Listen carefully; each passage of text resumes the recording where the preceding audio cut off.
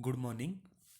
In our previous lecture, we have covered basic introduction of evaporator. In that, we have discussed what is evaporator, what is the use of evaporator, and then we have discussed several criteria for selecting a evaporator for particular purpose. In today lecture, we will discuss different type of evaporator used in industry. Now we use different type of evaporator. They can be open kettle or pen type evaporator, which are considered very simple type of evaporator. But for specific uh, application, we use more complicated and efficient evaporator. The other classification include short tube evaporator and long tube evaporator. These evaporator also classify on the basis of the circulation of fluid. For that, they can be there can be natural circulation or forced circulation. In natural circulation, they can be horizontal tube natural circulation and vertical tube type falling film natural circulation evaporator and long vertical type climbing film natural circulation evaporator. In forced circulation, they can be there can be horizontal heating element and vertical heating element. Also, there are evaporator in which we give agitation with the help of some external medium.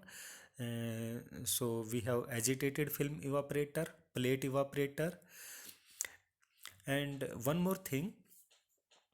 These evaporator run on two bases. One is single effect evaporator and another one is multiple effect evaporator. In single effect evaporator, we have only one unit of evaporator in which we feed the material and take out concentrated material. On the other hand, in multiple effect evaporator, we use a series of evaporator and material has to pass through different evaporator which are connected in series, and at the end we get concentrated desired product. Now we will discuss all these evaporator one by one. So first of all, we start by the simplest form, that is open kettle or pan evaporator. So again they are further classified depending upon their construction. They can be like basic wood fired evaporator, and they are further classified on the basis of the type of heating we have. For example, we can have coiled heating or we can have heated jacket. So if we discuss basic wood fire evaporator, so in that we simple have firewood which heat the material, and here the solution is flowing which we want to concentrate. So these firewood give heating to this evaporator pan and it generate vapor. So material is moving from left to right, and by that time at the end we get concentrated solution.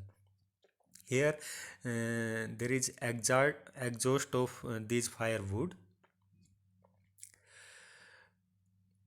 Now another type is open kettle or pan evaporator. So here we have a pan in which we inject feed material which we want to concentrate, and we provide steam as a heating element.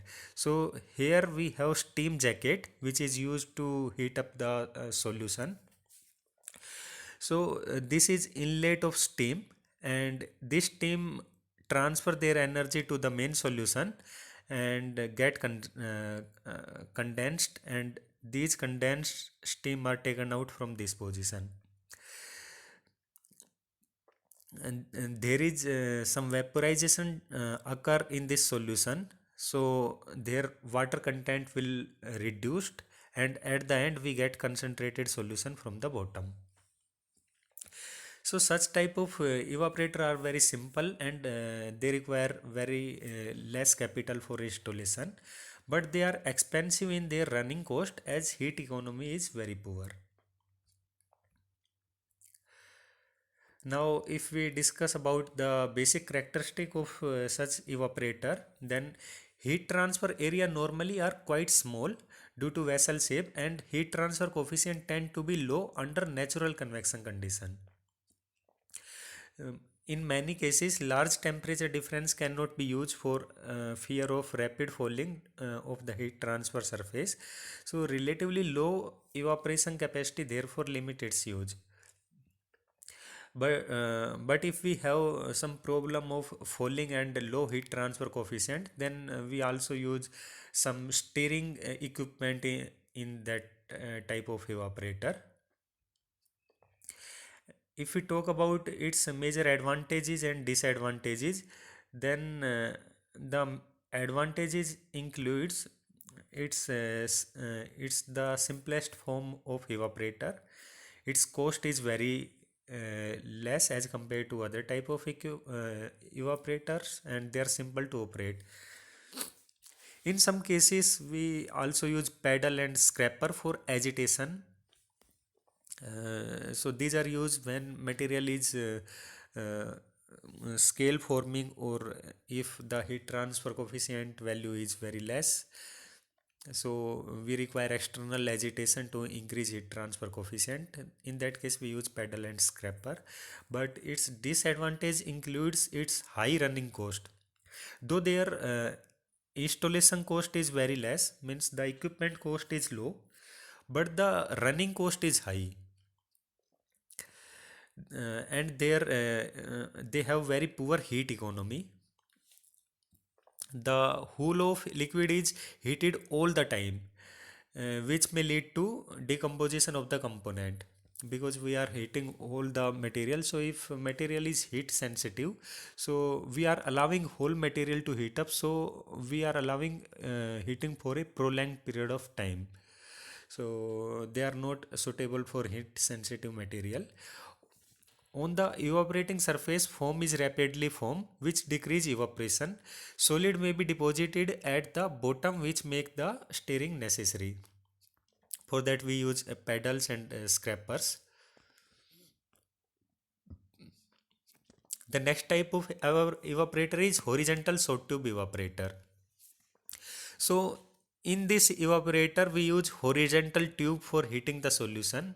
Now, as you can see over here, so these are horizontal tubes through which we pass steam for heating the solution. As you can see, this is steam inlet.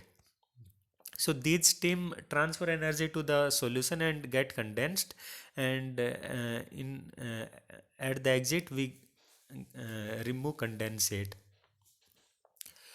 As far as feed is concerned, we supply feed over here, and this solution get heat up and release vapor. So this is exit of the vapor, and finally the concentrated solution can be taken out from the outlet.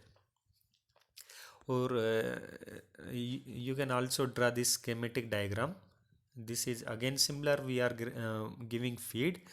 Out of this feed solution, some amount get vaporized, and the remaining concentrated solution is taken out as different stream. Similarly, we are providing steam and taken out condensate. So the heating tube are arranged in a horizontal bundle, immersed in the liquid at the bottom of the cylinder. So liquid circulation is rather poor in this type of evaporator. So this is major disadvantage of such type of equipment. Now these type of equipments are also relatively cheaper as compared to other sophisticated evaporators, and they use for non-viscous liquid having high heat transfer coefficient and liquid that do not deposit scale. But if the liquid is viscous, so in that case they are not very efficient, because they have very poor liquid circulation and therefore unsuitable for viscous liquid. They have complicated design due to that difficulty for cleaning and maintenance, because we have bundle of tubes, so it's very difficult to clean up this equipment, and maintenance require lots of effort and time. The another type of equipment is vertical type short tube evaporator. Now this is similar to previous type of evaporator. The only difference is that here these tubes are vertically placed. In the previous example these tubes are horizontally placed, but here these tubes are vertically placed. The advantage is that when we place these tube vertically, then there is better natural circulation of the solution within the evaporator. So when solution pass through these tubes, they get heat up and move in upward direction due to natural convection. And in the center we have downcomer. So this liquid come down from the downcomer and rise through the tubes. So in that way there is a natural circulation of the liquid. So this type of equipment have better natural circulation as compared to previous type of equipment. This is a real image of this vertical type evaporator. So you can see we have large number of tube bundles, and in the center we have downcomer through which the liquid move in downward direction, and liquid rise through the through these tube bundles.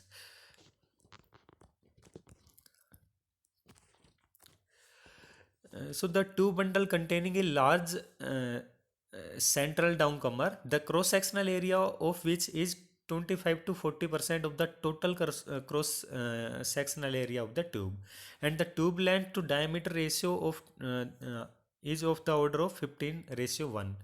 The circulation is by natural convection, but at much less rapid rate than in long tube natural circulation evaporator. The heat transfer coefficient therefore are fairly high with thin liquid but low when liquid is viscous. So again this type is of evaporator is not very suitable for highly viscous fluid.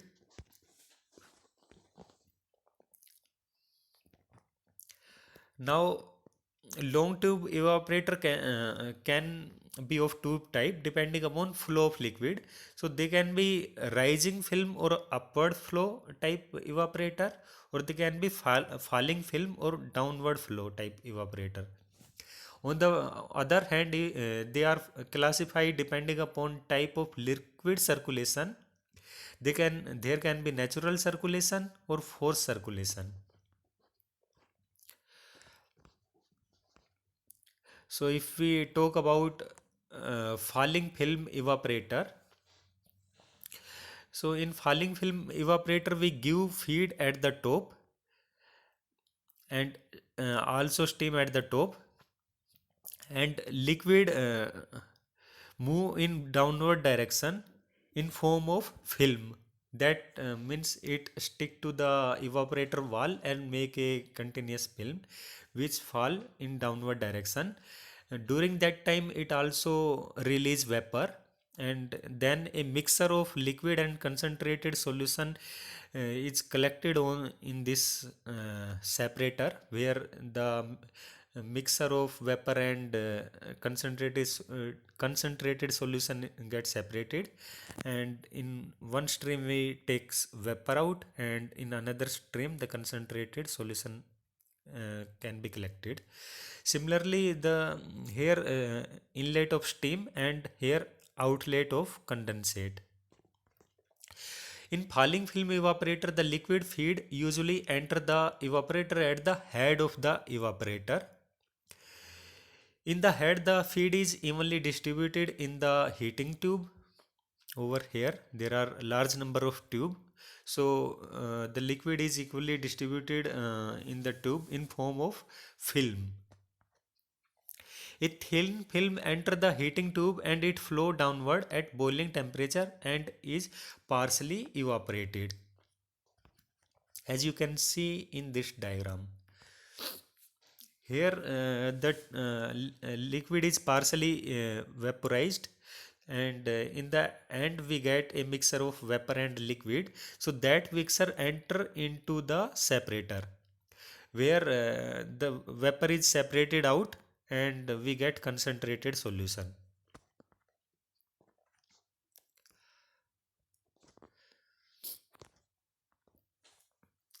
But the problem of falling film evaporator is distribution of liquid means with the distribution of liquid, because it is very difficult to distribute liquid evenly and to form a film. So this is done by inserting the metal plate in the tube and to cause the liquid to flow evenly into each tube, or by spraying the feed on the inside surface of each tube with the spider distribution. Still, another way is to use an individual spray nozzle inside each tube. For good heat transfer, the Reynolds number of falling film should be greater than 2000 at all point in the tube. Because also discussed in previous classes that if Reynolds number value is more than 2000, then there will be turbulent flow. So in that case, the heat transfer coefficient will be very high, and we get high value of heat transfer. So during evaporation, the amount of liquid is continuously reduced as it flow downward, because some of the liquid get vaporized. Now, as far as its advantages and disadvantages are concerned, so the major advantages are that it's useful for viscous solution, because it form continuous film, and it this film move in downward direction. So it can be work even for viscous solution. uh, Falling film evaporator can be operated with very low temperature difference between the heating medium and the boiling liquid.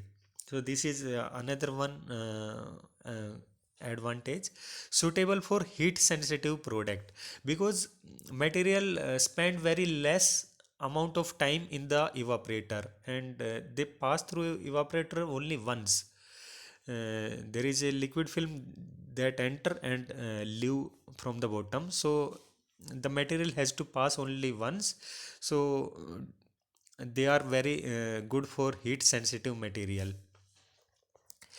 Because of low liquid holding volume in this type of unit, the falling film evaporator can be started up quickly and change to cleaning mode or another product easily. Falling fuel evaporator are highly responsive to alteration of parameters such as energy supply, vacuum, feed rate, concentration, etc. So when equipped with a well-designed automatic control system, they can produce a very consistent concentrated product. So these are its major advantages. As far as disadvantage concerned, the major disadvantages of falling film evaporator is the potential instability of falling film.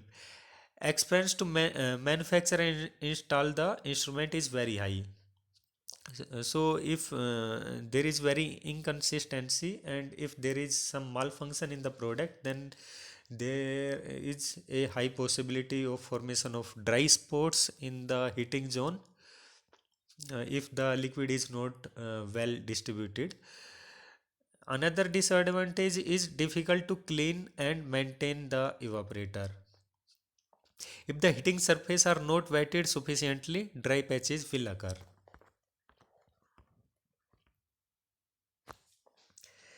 Typical dimension of vertical falling film evaporators include the tube length is typically 6 meter to 11 meter long, but can be as short as 1.5 meter to 3 meter. Diameter are typically 20 mm to 64 mm.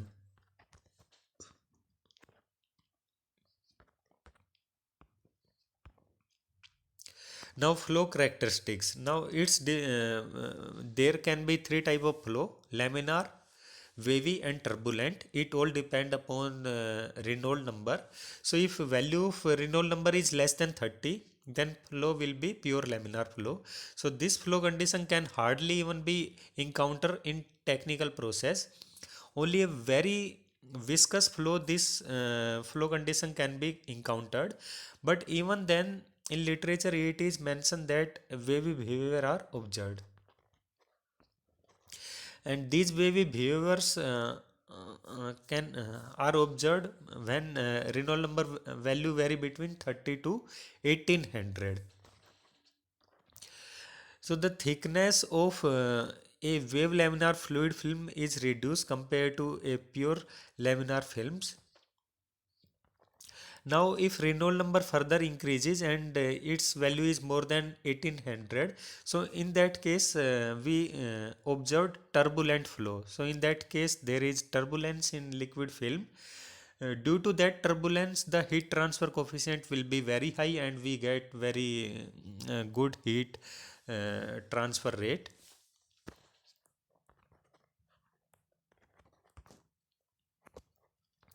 Now another type is horizontally falling tube, falling film evaporator. So in the previous case, the uh, tubes are vertically placed, but in that case this tube bundle is horizontally placed. So through that, through these tubes we pass steam. So the solution come in contact with this tube, get heat up and release their vapor, and finally we get concentrated solution. So here if you can see, here we are supplying steam, and after releasing energy we get condensate at the outlet.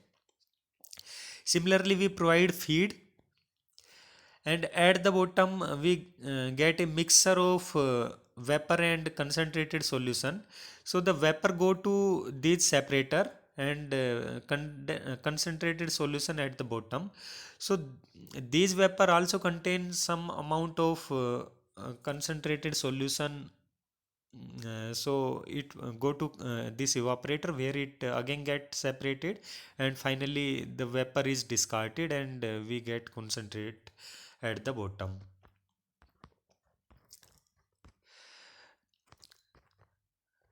Now the liquid is evaporated at the outside of tube. It flow from one tube to another in form of droplets, jet, or as a continuous sheet. So this is flow behavior of solution from one tube to another tube.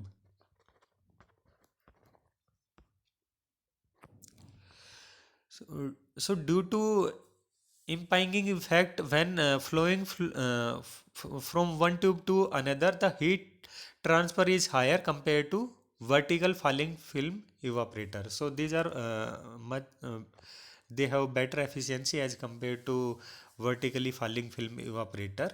In addition, this unit type can be operated with even lower pressure drop compared to vertical design. It is also possible to design a higher heat transfer area for a given cell compared to vertical design. Uh, Perforated plate or specially designed spray nozzle can be used in order to guarantee a even liquid distribution for each tube. Cleaning of outside tube can be difficult, therefore this type of evaporator is not used for processes with tendency to fall. Otherwise it's very difficult to clean the evaporator. The tube diameter are typically 0.75 to 1 inch.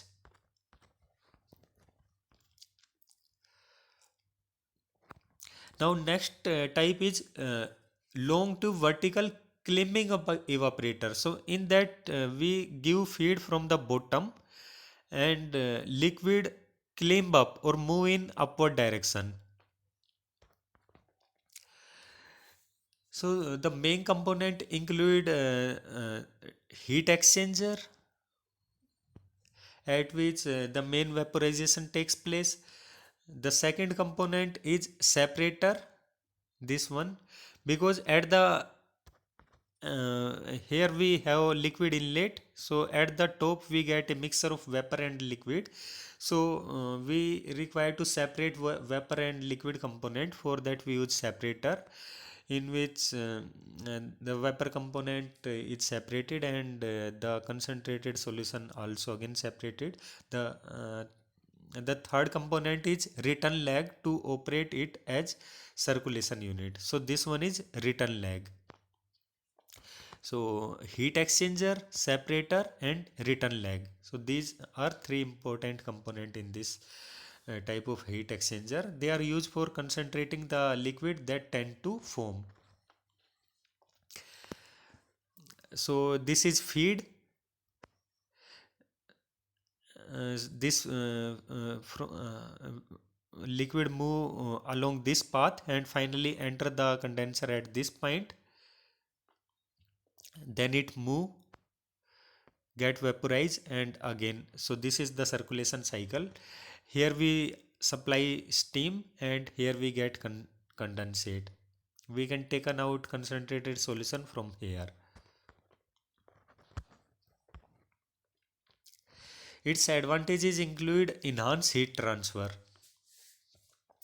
because the co-current upward movement, liquid plus vapor against gravity, has the advantageous effect of creating a high degree of turbulence in the liquid, because the liquid is moving in upward direction, but the tendency of liquid is that it should move in downward direction due to gravitational force. So due to that, we get high amount of turbulence in the liquid, which ultimately increase heat transfer, coefficient of heat transfer.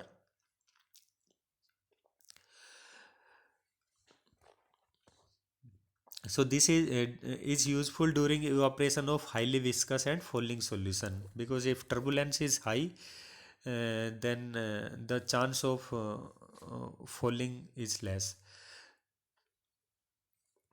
Another advantage is large area for heat transfer, suitable for heat sensitive material, used for forming liquid, and instrument need less space, so they are compact in design. On the other hand, their cost is high and its construction is quite complicated. Cleaning and maintenance is quite difficult. Large head space required, not suitable for viscous salting and scaling liquid.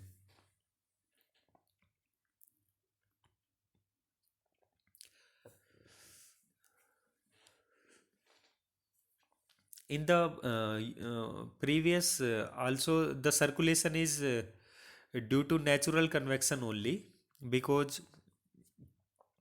when liquid get heat up, then it move in upward direction. So, moreover, it generate vapor. Vapor ultimately have to move in upward direction, because vapor have much lesser density as compared to its liquid. So it definitely move in upward direction. So ultimately the material move in upward direction due to natural convection only. But on the other hand, if we want to increase the turbulence or the velocity of the fluid, if the material is highly viscous, so in that case we can use forced circulation evaporator. So liquid is circulated at a high rate through the heat exchanger. Boiling being prevented within the unit by maintaining a hydrostatic head above the top of tube plate, and heated liquid is sent to a separator maintained at lower pressure, where the hot liquid flash and get concentrated. So this is main heat exchanger, in which the vaporization of solution takes place, and at the end we get a mixture of vapor and liquid. But here, due to hydrostatic pressure, the evaporation does not takes place.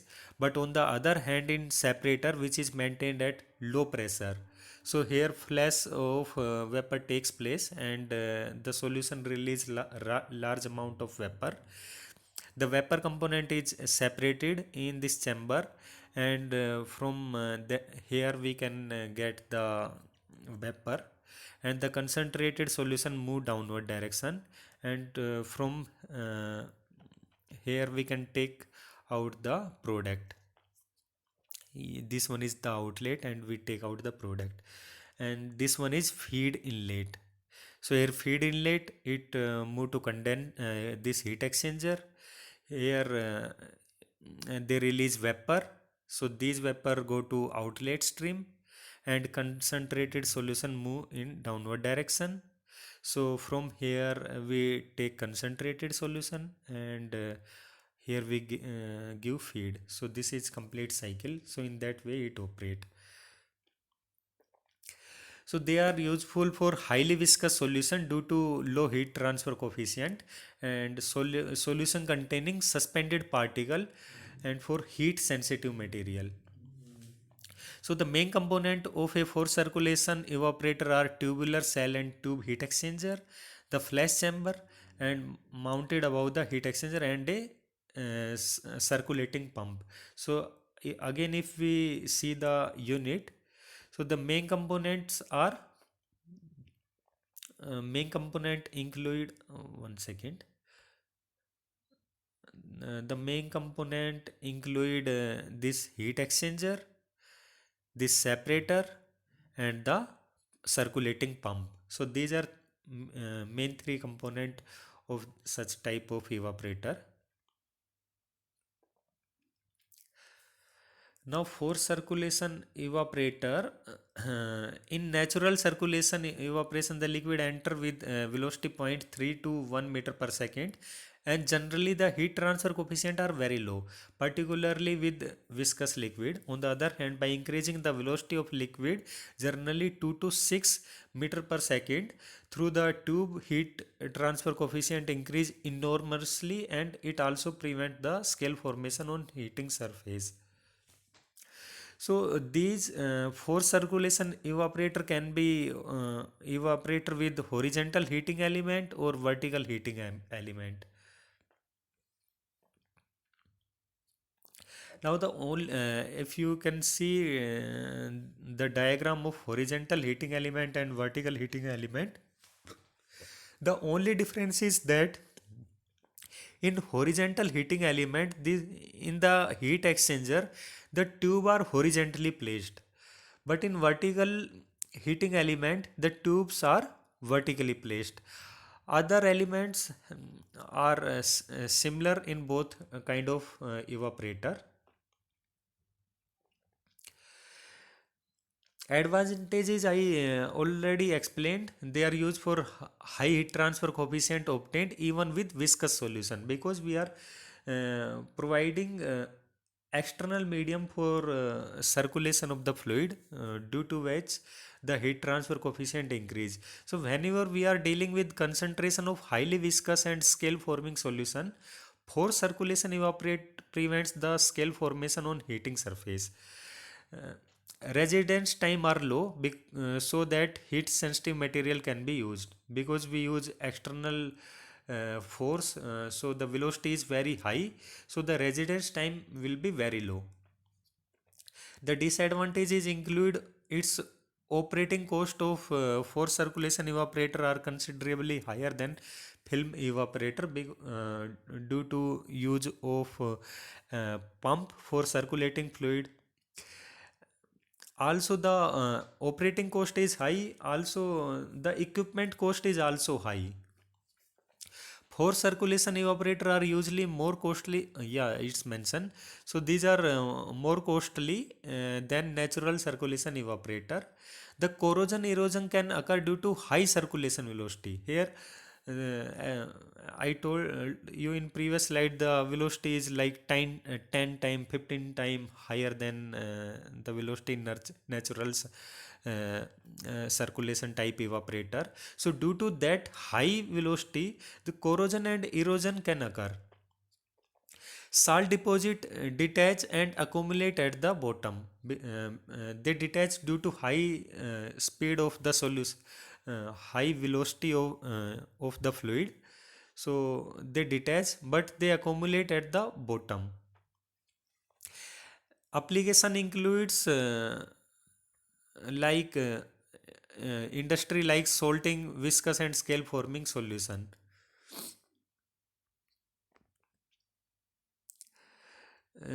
These are flow boiling regime that I also explained in boiling and condensation chapter. So the fluid, when fluid pass through a heating tube, then they go from different flow regime. In the starting, we have entire liquid phase, but as far as liquid move in upward direction, it gain energy from the heating medium, and they start forming bubbles. Then we get bubble flow, then slug flow, then annular flow, in which the vapor formation is or bubble formation is so high that the center of the tube is entirely filled by vapor, and the liquid is present only in annular space. So here that's why we call them annular flow with entrainment. So after some time the liquid is entirely disappear, and it away present only in form of droplet. So here we have drop flow region, and after some time these drop are also get vaporized, and at the end we only get vapors. So this is the flow pattern which start from pure liquid and with pure vapor.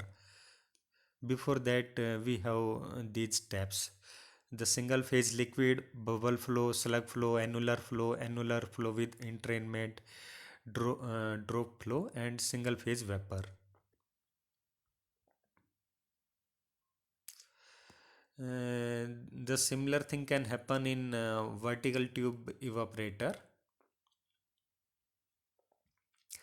The next type is agitated film evaporator. So what happened in agitated film? In that we have a rotor. So this rotor is placed at the center of the tube. Now here we give feed. So again this feed form a continuous film in the evaporator, and we use this rotor, and the rotor blade help to maintain the film uniformly and with equal thickness. So when this rotor blade move, it evenly distribute the fluid on the wall of the evaporator. That's why it form a continuous film. So due to that we get continuous film, uh, and the feed is introduced at the top of the evaporator and is sprayed by wiper blade on the vertical cylindrical surface. Evaporation of solvent takes place as the thin film move down the evaporator wall. The rotating blade permit handling of extremely viscous solid. The device is suitable for concentrate solution having viscosity as high as 100 poise. A high temperature heating medium is generally necessary to obtain reasonable rate of evaporation, as the area available for heat transfer is low compared to common variety of evaporator. So here we give feed, and with the help of rotor it form uniform liquid film, and at the end we get concentrate, and this is steam jacket, and here we get condensate. This is motor which uh, rotate this rotor, which help to make uniform film. And this is vapor outlet, this is concentrate outlet.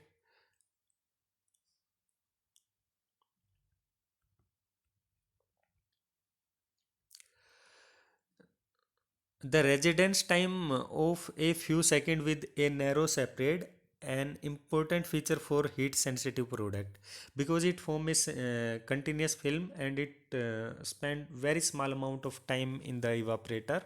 So they are particularly used for heat sensitive material.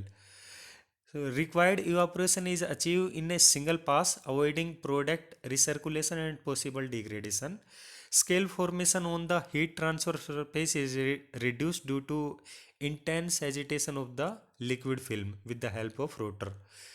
Excellent turn down capability, low product hold up, because product only present in form of a thin film.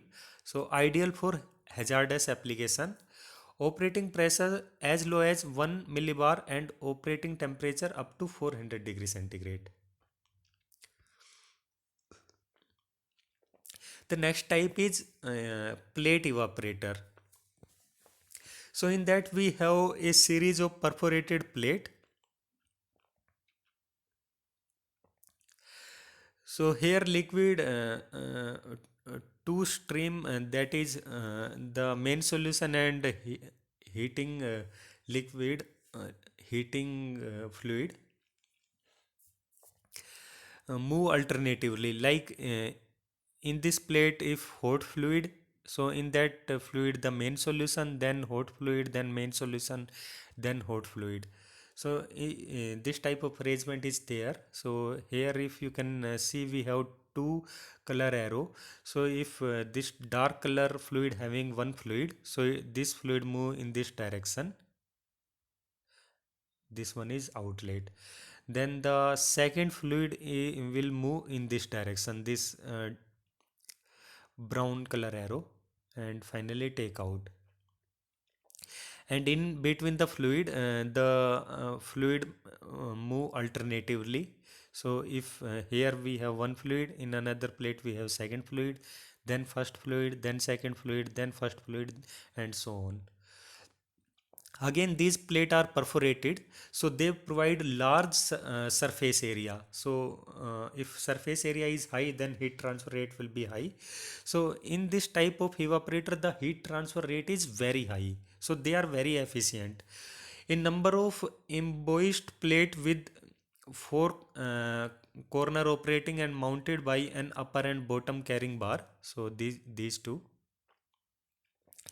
The gasket is placed at the periphery of the plate.